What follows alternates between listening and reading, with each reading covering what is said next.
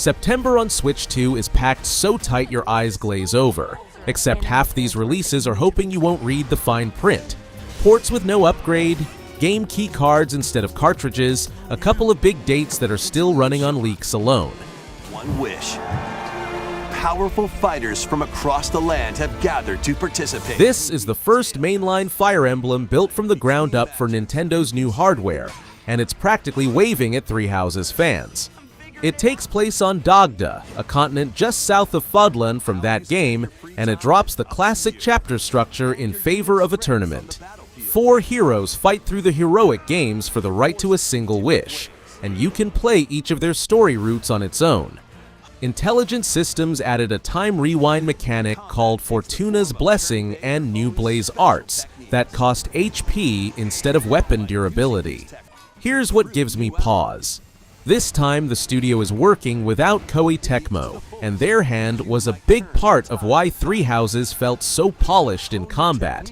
It's also a Switch 2 exclusive, so original console owners are shut out, and the editions climb from $70 all the way to $120 for the collector's set.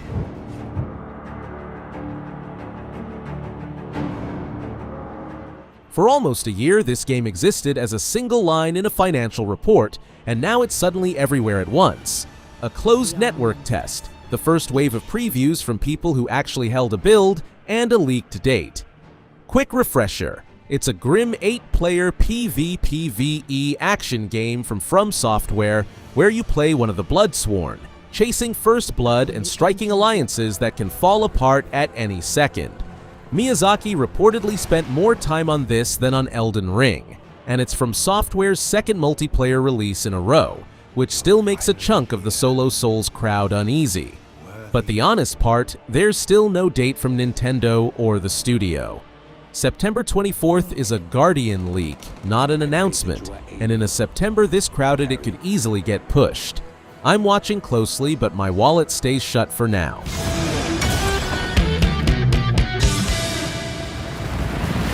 The pedigree here does a lot of the talking.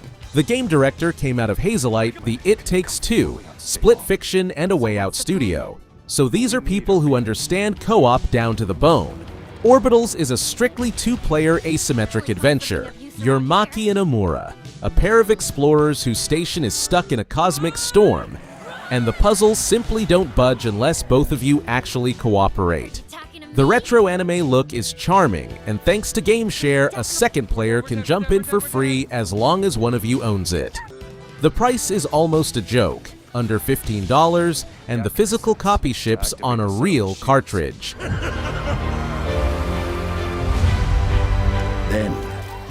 Since we're on Gotham, here's a fun detail. Rocksteady, the Arkham studio, reportedly had a hand in this one, and you feel it in both the combat and the open city. It's been out on other platforms since May with solid scores around the mid-80s, so Switch 2 owners spent a few months watching the party from outside.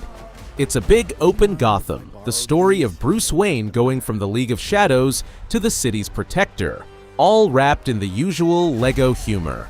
There's exactly one question, and it's about the Silicon. How this runs on Nintendo's deliberately underpowered box is something we'll only learn at launch. The Mayhem expansion with playable Joker and Harley is locked behind the pricier deluxe edition, and $40 for that DLC has already been called out as greedy.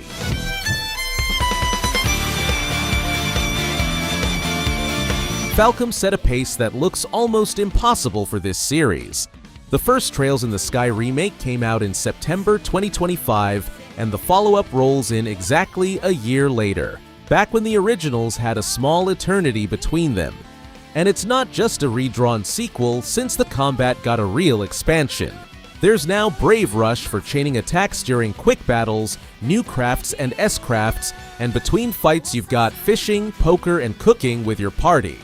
Estelle is still crossing the whole kingdom of Liberal after the vanished Joshua while unraveling Ouroboros, only now with a noticeably bigger voice cast.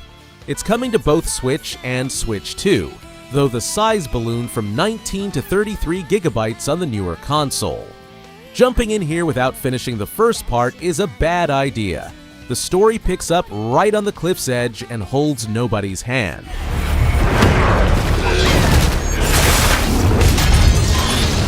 A series that went quiet for nearly 20 years ever since Dawn of Dreams on the PS2 is finally back, and Capcom pulled an odd move with it. You play Miyamoto Musashi, revived by Oni power after being cut down by the Genma demons, and it all unfolds in Edo-era Kyoto poisoned by drifting clouds of malice. It's fast blade-based action on the Re-engine with Joy-Con 2 motion support. The interesting bit is that Capcom didn't delay it. It moved the release 3 weeks earlier, a genuinely rare move, clearly to dodge a stuffed autumn calendar ahead of GTA 6. The one thing that should give you pause, Re-engine on Switch 2's portable guts is a wild card, and how the port handles all that in motion is a launch day question. At least Nintendo's console gets it the same day as everyone else instead of half a year late. In Diablo 4. It's important to include robust character customization. Straight up with this one, nobody officially announced it for Switch 2. It all rests on a Bill Kun leak, and while his track record is strong, Blizzard hasn't said a word. According to him, the console is getting the Age of Hatred collection, base game plus both expansions, at around $70, exclusive to Switch 2 with no version for the old console. And here's the sting for physical media fans. The box reportedly holds nothing but a download code, no cartridge, not even a game key card. Series head Rod Ferguson said before that the horsepower is fine, and that the real puzzle is making a live service game comfortable on a console people play on the go without a steady connection. An announcement could land at Gamescom or BlizzCon any day now, so until Blizzard speaks, treat this as a strong rumor. The side of their peak might be willing to negotiate. Player valuations are also the most authentic. Yearly football brings the yearly question. Is this a new game or updated squads at full price? There's a wrinkle that matters specifically for us this time. The Switch and Switch 2 versions are sold separately and differ noticeably. On the old console, you get neither the new social mode, the grounds, nor clubs, nor the fresh gameplay tweaks like dynamic corners and reworked defending. The full version lives only on Switch 2, with HDR, touch controls, and game chat. Given how EA has treated its Nintendo football ports for years, I'm eyeing the promises sideways, especially since the game wants 66.5 gigabytes. Mbappe's on the cover, Bellingham joins him on the Ultimate Edition, and the priciest edition skips Nintendo entirely. Wait for tests before believing in a real leap. At an all-new affordable price! When you ask? While the actual new numbered entry, Beyond Dreams, sits there with no date, Square Enix is plugging the gap with yet another version of the 11th game, and doing it pretty cheekily. What's coming to Switch 2 isn't the 2017 game, it's a port of the enhanced S edition from 2019 with added modes for prioritizing graphics or performance. Inside, it's the same journey of the Luminary saving Airdrea, with the 2D to 3D toggle and the orchestral score. But the details for Switch owners sting. No save transfer, no upgrade from the previous version, physical is a game key card again, and you pay full price like it's a new game. A port of a port of a port, if we're being blunt. For anyone who never touched the series, it's still one of the best JRPGs of the last decade, but the double dip for old fans looks rough. Journey unfolds. A new place to call home. After nearly 8 months in early access on PC, Will's Little Shop finally opens for real. The idea is the same and still delightful. By day, you run a store and haggle with customers. By night, you dive into isometric dungeons and personally loot the stock you'll sell, stranded in another dimension in the village of Tresna. The full launch adds new weapons, a bomb path where enemies detonate after enough hits, a final shop level, and an endless vault mode for anyone still hungry. There's also a hardcore mode with true permadeath. Die on a run, lose all your progress and relics. Worth remembering, this is a Switch 2 exclusive, so anyone who owned the original Moonlighter on the first console gets nothing, while Switch 2 gets the complete thing right away with no cut corners.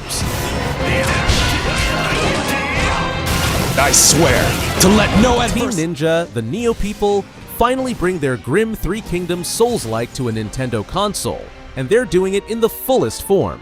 It's the story of a nameless militiaman in a dark fantasy late Han Dynasty, where demons overran China, and the whole combat identity rides on deflection and the morale system rather than mindlessly trading blows. The package bundles the base game, all 3 story expansions and crossover gear from Neo 2, Naraka and Lies of P, and pre-ordering nets a Switch 2 exclusive Xuanwu armor set. 2 questions linger though. First, how a demanding Team Ninja action game behaves on a handheld. Second, the physical copy is a game key card again, a box with no real cartridge. As a warm-up before the sequel arrives in 2027, it's exactly the ticket, but I'd wait for the technical side to show up in tests. Since last time, there's real detail this game was missing. Sega finally named a number and confirmed 1080p in handheld mode, so the hand-drawn animation from Lizard Cube, the Streets of Rage 4 studio, will look sharper than the slightly muddy port on the first Switch. Joe Musashi avenges his petrified clan with the katana Oborozuki, kunai, and ninjutsu across a dozen stylish stages. And there's a nice hook here too, since the deluxe throws in a crossover Sega villain stage where Joe squares off against Dr. Eggman, Goro Majima from Yakuza, and Death Adder from Golden Axe. But the sour note is the same as before. Sega still won't say a word about frame rate beyond resolution. There's no free upgrade for Switch 1 owners, and if you want the same game a bit crisper, you buy it again for $30.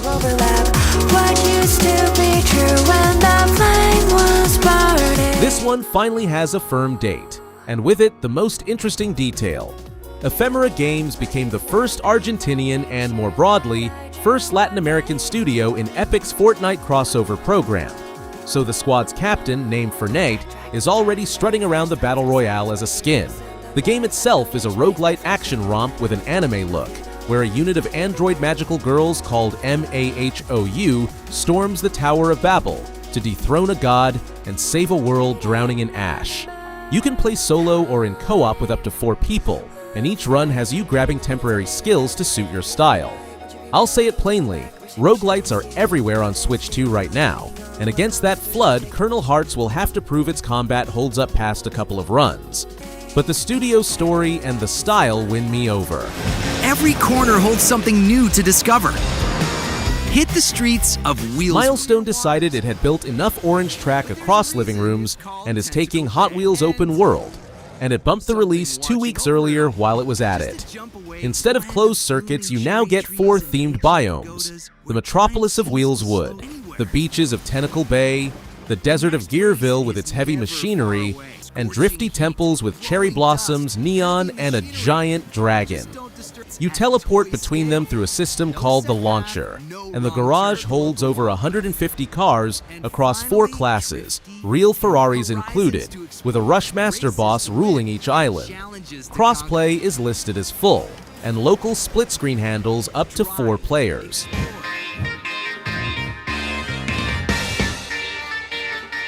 Let's close with a game that has an almost detective-worthy localization backstory. The official English release of both halves of the Cross-Bell duology grew out of a 2020 fan translation.